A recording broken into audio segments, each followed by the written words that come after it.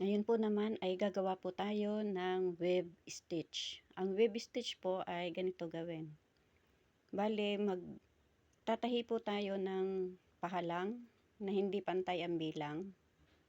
At pagkatapos po niyang pahalang ay pasalungat naman po.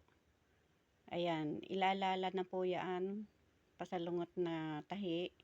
Sa paglalala po ay ganito ang gagawin. Yung sinulit pong iyan, ipapasok po ang karayom doon sa pahalang na tahi. Yan, ganyan po. Pagmasdan po ninyo ang bawat pagpasok at pagsuot ng karayom sa bawat sinulid. Yan, ganyan po. Para po sa mga hindi pa naka-follow and subscribe, please follow and subscribe. Thank you for watching.